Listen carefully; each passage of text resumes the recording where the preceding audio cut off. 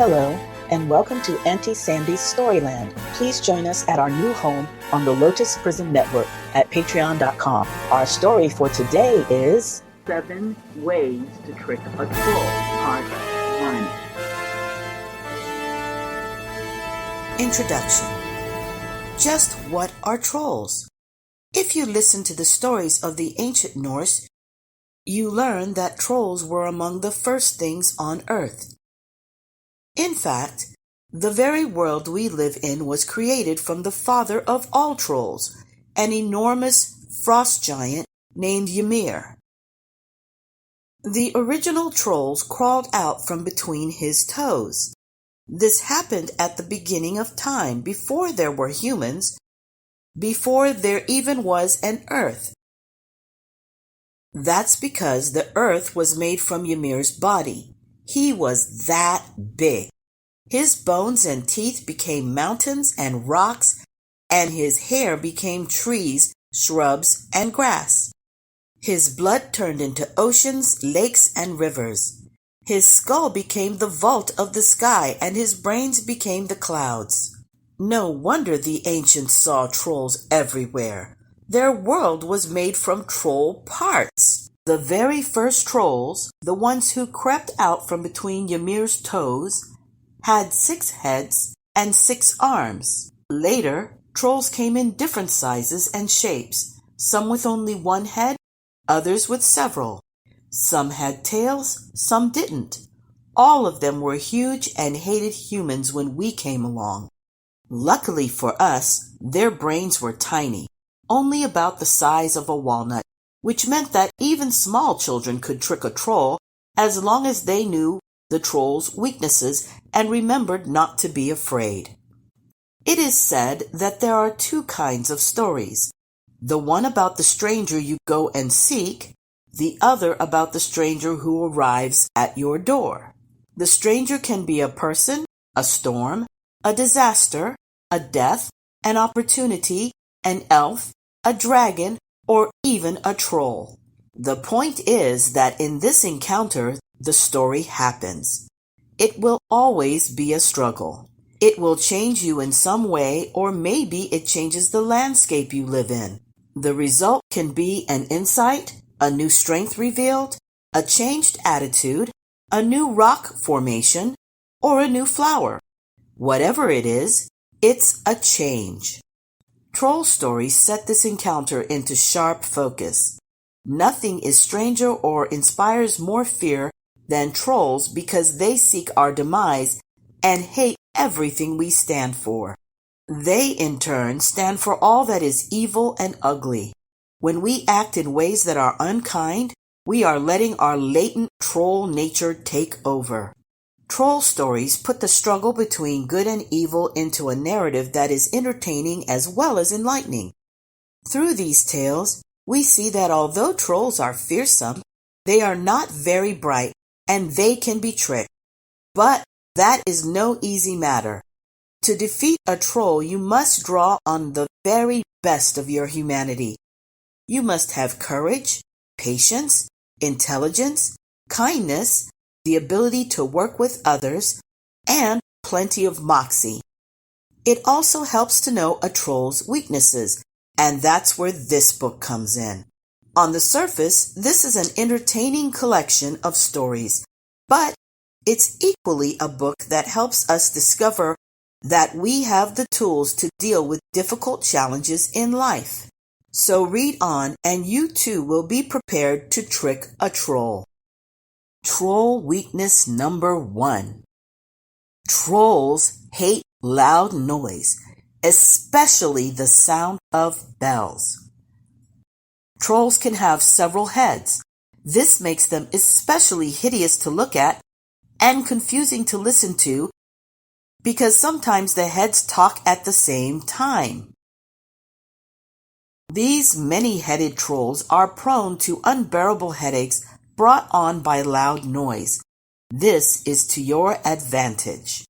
The story of Little Goose.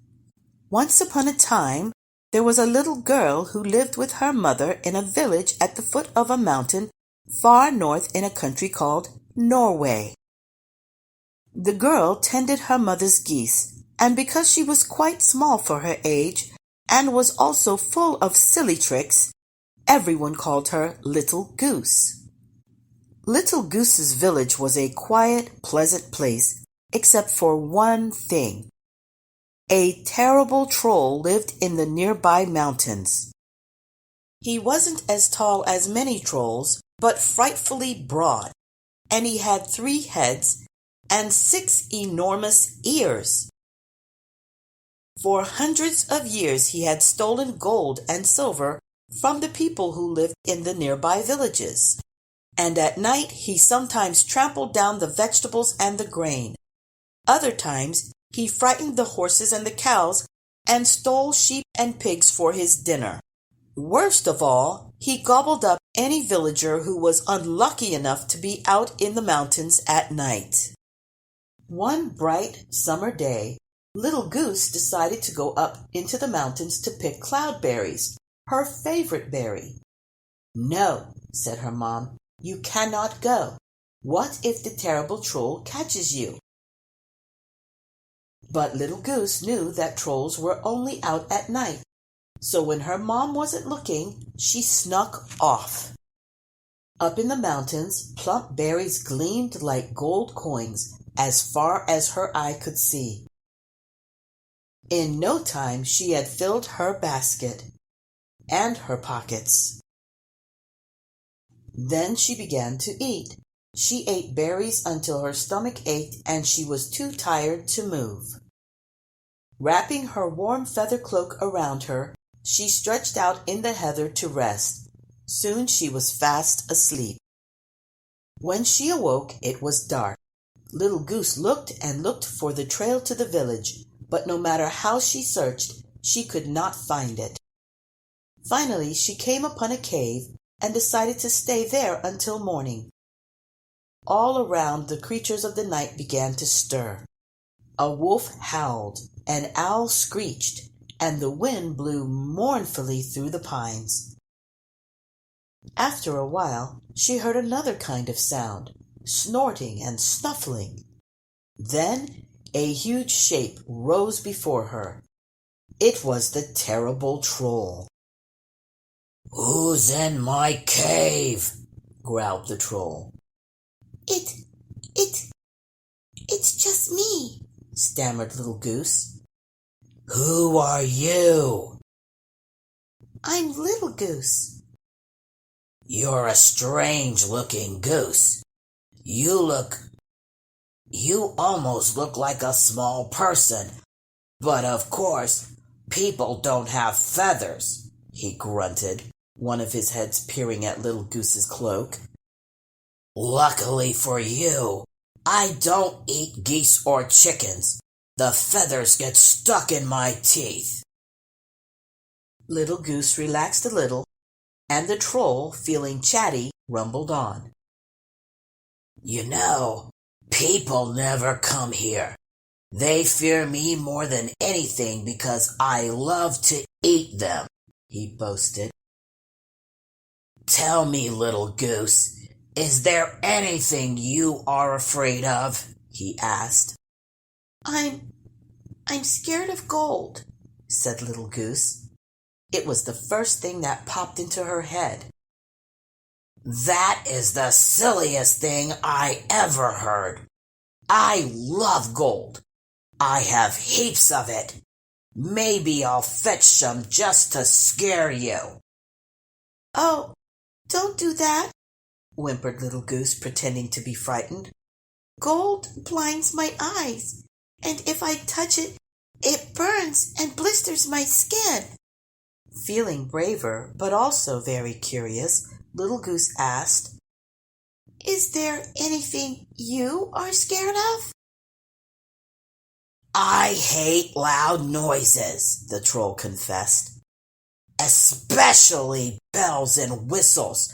The ringing makes all my 3 heads pound, and my ears ring for weeks and weeks, so I can't sleep or hunt or do anything." The troll went on describing the horror of loud noises and the places he had to leave because of it. Toward morning he muttered, "I have to go," and disappeared deeper into the cave. Little Goose ran outside. When the sun rose, she found the trail and dashed straight for home. "Oh, Little Goose, where have you been? I was so worried," cried her mom. "I have been with the terrible troll, and now I know we can get rid of him," she told her mom. The very next evening the villagers marched off, Little Goose leading the way. When they reached the cave, everyone brought out their bells, whistles, drums, pots, and pans. They rang, blew, drummed, and clanged as loud as they could. "Arg!" bellowed a voice from inside the mountain, and the troll stormed out of the cave, hands over his ears. When he saw Little Goose, his many eyes blazed in fury. "I'm going to get you for this, Little Goose!" he roared and ran off. The next night, Little Goose and her mother double-bolted the door. Toward midnight, loud thumping and snorting erupted outside. A window shattered, and the troll's middle head glared in. "Now I'll have my revenge on you. You shall feel how dreadful it is to face what you are most afraid of," he snarled. Little Goose squeezed her eyes shut, expecting to feel sharp teeth. Instead, a crash and a whoosh sent her sprawling as an enormous sack landed on the floor. It split open and gold poured out. When Little Goose saw that, she laughed until her sides ached. She had tricked the terrible troll. He had believed her when she said she was afraid of gold. The troll never came back to his cave in the mountain because now the villagers knew his secret. But to be safe, they built a bell tower in the town square, and every year they held a Cloudberry festival to celebrate Little Goose, who helped rid them of the terrible troll. That is the end of our story for today. Thank you so much for tuning in. Join our exclusive Storyland membership on the Lotus Prism Network to get special appreciation bonuses and rewards as a valued member of our listener team. To join our membership, go to patreon.com/the Lotus Prism Network. For those who like the book we read today and would like to purchase it, please click the link in the description. Follow our Facebook page so you can find us on all your favorite social media and share with your family and friends. Thank you for your support. We'll see you next time on Auntie Sandy's Storyland.